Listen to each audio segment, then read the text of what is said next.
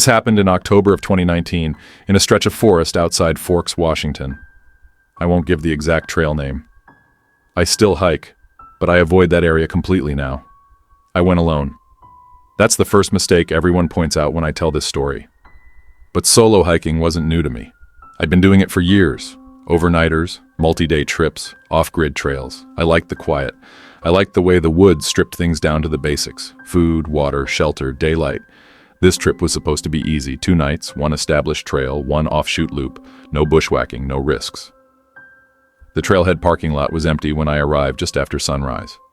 Fog hung low between the trees, thick enough that the forest looked compressed, like the world ended 30 yards in any direction. Everything was damp. My boots, the air, the inside of my lungs. I remember thinking how quiet it was. Not peaceful quiet. The wrong kind. No birds. No insects. No wind in the canopy. Just my boots on wet dirt and the soft creak of my pack straps. I shrugged it off and started down the trail. The first 2 hours were uneventful. The forest was dense. Cedar, hemlock, fir. So thick that even the morning light barely made it through. The trail itself was narrow but well maintained. I passed a few old campsites, long abandoned, fire rings full of moss and leaves. Around mile 4, I noticed something small but strange. The trail markers, they weren't gone, they were turned. Every nailed aluminum marker I passed was slightly angled, not pointing forward down the trail, but sideways, deeper into the trees. At first I assumed someone had bumped them, maybe a storm, maybe bored hikers, but it happened again. And again, every single marker. I stopped and turned slowly in place, scanning the woods in the direction they pointed. Nothing, just trees, fog, darkness between trunks. I told myself it was coincidence and kept walking. That's when I heard the first sound. It came from behind me, far enough back that it echoed faintly. A single, heavy footstep. Not a branch snapping, not leaves crunching. Step. I froze. I waited. Nothing followed. I stood there for almost a full minute, listening to my own breathing, before convincing myself it was a delayed echo of my own movement. Sound does weird things in forests. Anyone who hikes knows that. I started walking again. 5 minutes later, I heard it again. This time, 2 steps, perfectly spaced. Always when I stopped, never when I moved. I tested it. I walked 10 steps and stopped abruptly. Behind me, after a short pause. Step. Step. My stomach tightened. I called out, loud and casual. Hey, someone back there? My voice sounded wrong in the fog, like it got swallowed halfway through the trees. No answer. I picked up my pace. The steps stayed behind me, matching my speed. Never closer, never farther. I tried to convince myself it was another hiker messing with me, but I hadn't passed anyone all day. And whoever it was, they were good. Never stepping on sticks, never breaking rhythm, never breathing loud enough for me to hear. After nearly 20 minutes of this, the trail curved sharply to the left, and the sound stopped. Relief hit me so fast my knees almost buckled. I told myself that was it. End of story. Nerves. Then I reached my campsite. It was a small clearing near a creek, surrounded by thick trees. I dropped my pack and immediately noticed something that made my blood run cold. My boot prints, fresh ones, leading into the clearing, and none leading out. They were my size. Same tread, same wear, but I hadn't been here before. I stood there staring at the ground, trying to process how that was possible. Then from somewhere deep in the woods, far enough that I couldn't see anything, I heard a sound I will never forget. It was my voice. I didn't sleep. I don't mean light sleep or restless sleep. I mean, I lay there inside my tent for 8 straight hours, eyes open, listening to the forest breathe around me. The clearing felt wrong after dark. Forests are never truly silent at night. There are insects, wind, small animals shifting in the undergrowth. But this place went quiet in a way that felt intentional, like something had pressed a mute button. Even the creek nearby, which had been loud and constant when I arrived, seemed distant and muffled, as if I were hearing it through water. Every so often, I heard movement at the edge of the clearing. Slow, careful. Not circling, not pacing, just repositioning. Leaves compressed softly under weight. Not enough to snap. Whoever, or whatever, it was, knew how to move without announcing itself. At around 11 p.m., I heard it breathe. Not an animal's breathing, not panting, a controlled inhale through the nose, close enough that it felt like it came from right outside the tent wall. I held my breath without meaning to. My chest started to burn, but I didn't dare exhale. The nylon wall beside my face bowed inward slightly, like something leaned close to it.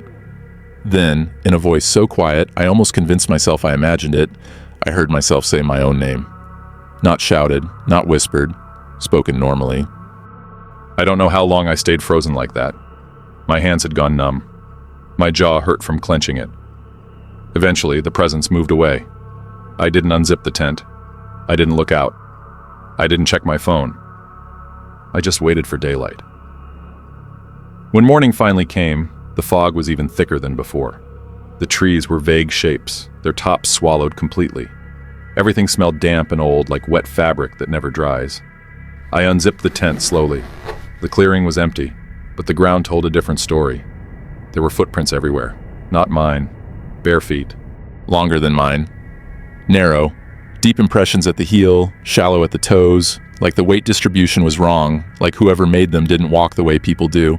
They stopped inches from my tent, then turned away. I packed fast. I didn't eat, I didn't boil water, I didn't clean up properly. I just shoved things into my pack and told myself I'd be out of there within a few hours. I decided not to follow the planned loop. I took the shortest route back to the trailhead. That's when the sound started again. At first, it was just branches moving behind me. Then footsteps. Always behind. Always stopping when I stopped. Then it began to copy me. I cleared my throat without thinking, an anxious habit. A second later, from somewhere to my left, it did the same thing. Perfectly. Same rhythm, same pitch. I said, Hello? before I could stop myself. From deep in the trees ahead of me, my voice answered back. Hello? I didn't scream. I didn't run. I walked faster. The trail markers were worse now. Some were twisted backward entirely. Others were bent, as if someone had tried to rip them off and failed. And then I noticed something else. The trail itself was wrong. It was still a trail, but subtly altered. Trees that hadn't been there before stood closer together. The ground dipped where it hadn't dipped earlier. A fallen log blocked a section I knew had been clear. It felt like the woods were rearranging themselves. Like something was guiding me, not toward the exit, but deeper in. I stopped walking. The forest stopped with me. No birds, no movement, no footsteps. Then, from directly behind me, close enough that I could feel breath on my neck, I heard my own voice say, Don't. I spun around. Nothing. But the fog had shifted. Between the trees, maybe 20 yards away, I saw a shape standing upright. It was tall, too tall. It didn't move, didn't sway, didn't breathe. Its outline was wrong, not sharp, not blurred, like it didn't belong to the same space as the rest of the forest. I couldn't see a face, just a suggestion of where one should be. I backed away slowly. It stayed still. Then, without moving its legs, it was suddenly closer. Not walking, not gliding, just closer. I turned and ran. I don't remember how long I ran. My lungs burned, my legs shook. I tripped more than once but kept getting back up. The sounds followed me now, footsteps everywhere, overlapping, surrounding me, all perfectly synced with mine. Then, abruptly, the trees thinned. The fog broke. I burst into the parking lot. My car was still there.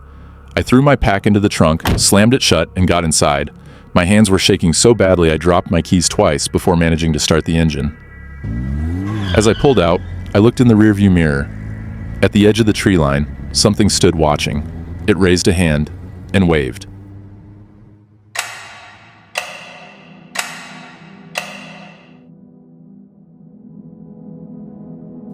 This happened during a solo winter survey trip in northern Canada. I was contracted to document wildlife movement patterns, setting trail cameras, logging tracks, checking remote sensors. I'd done similar work before. Isolation wasn't new to me, silence wasn't new to me, but this silence was different. It started on the third day. The forest didn't sound quiet at first. It sounded paused, like someone had pressed their thumb lightly against the world, not enough to stop it completely, just enough to make everything feel strained. No wind, no birds, no insects under the snow. Even my own movements felt muted, like the air was thicker around me. I noticed it when I stopped to rest. The moment I sat down, the forest stopped too. Not gradually, not naturally, instantly. I held my breath and waited for the background noise to resume. It didn't. I stood up. The silence stayed. That's when I realized the quiet wasn't reacting to sound. It was reacting to me.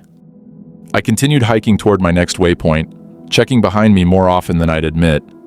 The snow showed only my tracks.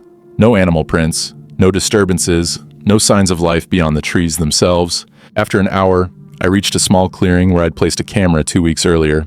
It was gone. The mounting strap was still wrapped around the tree, neatly unbuckled. Someone, or something, had taken it carefully. That was when I felt it. The sensation of being watched, not from behind, from above. I looked up. The canopy was dense, branches layered thick with snow. Nothing moved, nothing fell. But the feeling remained, heavy and focused, like attention with weight. I spoke out loud, just to hear something human. Hello? My voice sounded wrong, flat, thin, like it didn't belong here. The sound didn't echo, it didn't carry, it just died. I marked the camera as missing and moved on, telling myself I'd report it later. The GPS started drifting. At first it was subtle, coordinates lagging, arrow spinning slowly before settling in the wrong direction. Then it stopped responding altogether. No signal. I tried my radio. Static, not crackling static, not interference. A smooth, empty hiss. I checked the time. The display flickered. Reset. I laughed. I actually laughed out loud, because sometimes the brain needs to pretend things are funny to avoid panic. That's when the forest shifted, not visually, spatially. The distance between trees felt wrong, like depth had flattened, like everything was closer than it should have been. I turned in a slow circle. Every direction looked the same. No landmarks, no breaks, no features, just endless vertical lines of dark wood. I picked a direction and walked. After 10 minutes, I saw my own footprints ahead of me, fresh, leading away from where I stood. I hadn't looped, I knew that. The prints were deeper than mine, heavier. I followed them without understanding why. The forest grew darker as I walked, even though the sky said it shouldn't. Light thinned unnaturally, as if something were absorbing it. Then I noticed the smell. Cold metal. Not blood, not decay, something sterile, unalive. I stopped. The forest stopped with me. That's when I realized something had been standing nearby the entire time. Not moving, not hiding, just present. Close enough that the silence around it was denser. I didn't turn my head. I didn't need to. I could feel its outline in my mind. Tall, narrow, wrong in proportions I couldn't explain. Not threatening, not aggressive, just observing, waiting. I whispered, barely audible. What do you want? Nothing answered. But the pressure increased, like being measured, evaluated. I understood then that it wasn't hunting. It was deciding. I don't know how long I stood there. Time didn't behave correctly anymore. My watch was useless, and the part of my brain that usually tracks minutes and hours had gone quiet, like it didn't want to draw attention to itself. The pressure around me grew heavier. Not physically, nothing touched me, but the awareness did, like standing too close to a massive object and feeling its gravity bend everything toward it. I became certain of one thing. If I moved suddenly, it would react. Not violently, decisively. I spoke again, my voice barely more than breath. I'm leaving. The forest did not change. The presence did not move. But the silence deepened, like I'd said something interesting. I took one step backward, nothing happened. Another step, still nothing. I didn't turn around. I didn't break eye line with the space in front of me, even though there was nothing visible there. Every instinct screamed that looking directly at it, acknowledging it fully, would be a mistake I couldn't undo. I kept backing away, slowly, carefully. After what felt like an eternity, the pressure eased, not vanished, just less focused, like attention drifting. I turned and walked, not fast, not slow, deliberate. I walked in a straight line for what my body told me was hours. My legs burned, my mouth went dry. The cold stopped bothering me entirely, which terrified me more than the cold ever had. Then, without warning, the forest sounds came back. Wind through branches, snow settling, a bird calling somewhere far away. I fell to my knees and sobbed, because I hadn't realized how much the silence had been holding me together until it let go. I reached the research cabin just after dark. The door was unlocked. Inside, the heater was on. I hadn't turned it on before I left. I stayed inside until morning, shaking, replaying every second, waiting for the silence to return. It didn't. When the recovery team arrived 2 days later, Early, without explanation, they already knew something was wrong. They asked me questions they shouldn't have known to ask. Did it move when you moved? Did it make sound?